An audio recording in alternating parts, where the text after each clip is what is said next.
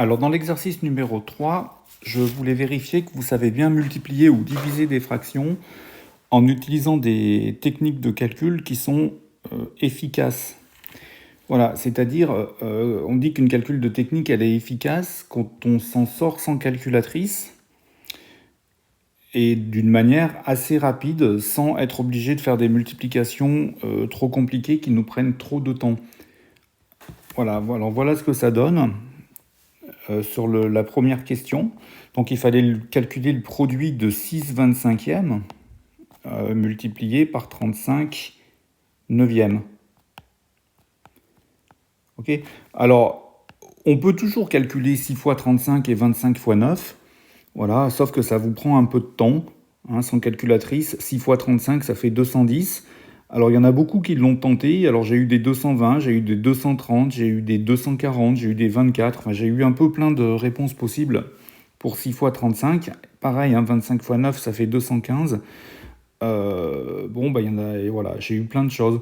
Donc, et puis, c'est pas vraiment ce dont on a discuté lorsqu'on a révisé le calcul cette semaine de rentrée.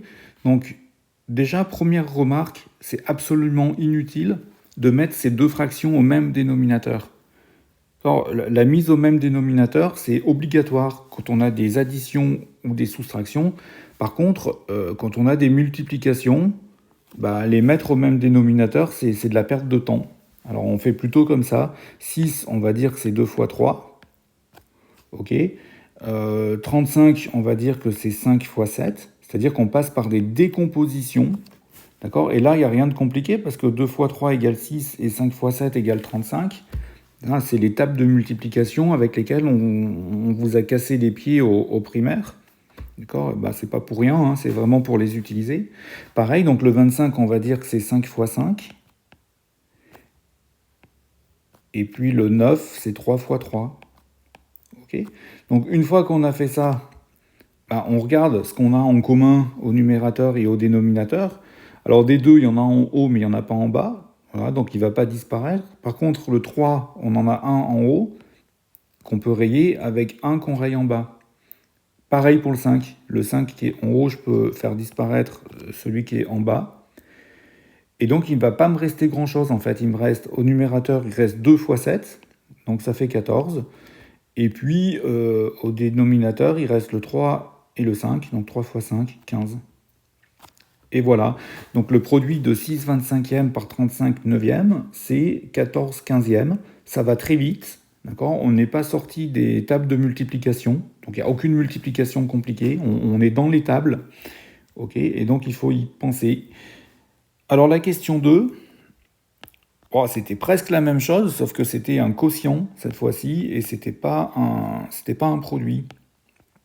D'accord, donc on avait 15/28e divisé par 45 16e.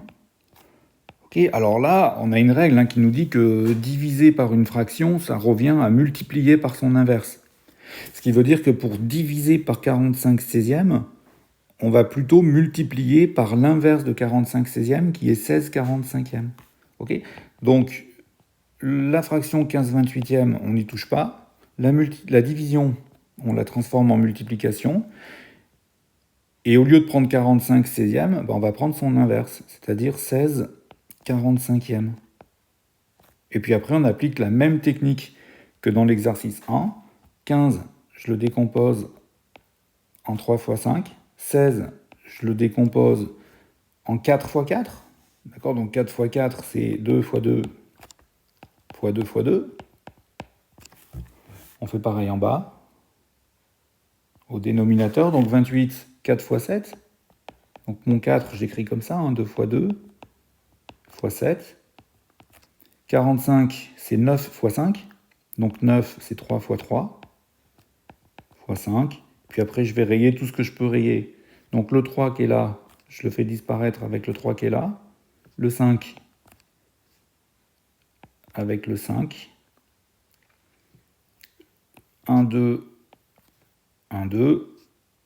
Un deuxième 2, un deuxième 2. Voilà, et puis je ne peux rien faire de mieux. Donc au numérateur, il me reste 2 fois 2, 4. Au dénominateur, il me reste 7 fois 3, 21. Voilà.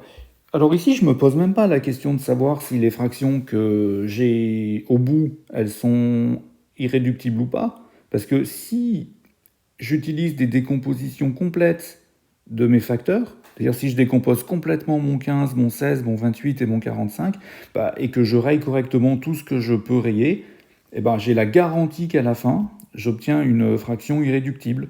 Voilà, donc on n'a même pas cette question à se poser, on a une méthode qui nous la fournit directement. Voilà, donc ces méthodes-là, si vous n'y pensez pas, bah, vous faites des calculs compliqués, d'accord. Faire 28 fois 45, alors pas mal d'entre vous l'ont tenté. Alors je ne sais plus combien ça fait, je crois que ça fait 1620 ou quelque chose comme ça. Bah, soit vous écrivez 1630, vous oubliez un zéro, ça fait 126. Non, c'est vraiment pas. L'objectif, c'est vraiment pas de faire des calculs compliqués, mais c'est toujours d'aller au plus rapide, d'accord, en passant par les décompositions. Voilà pour cet exercice.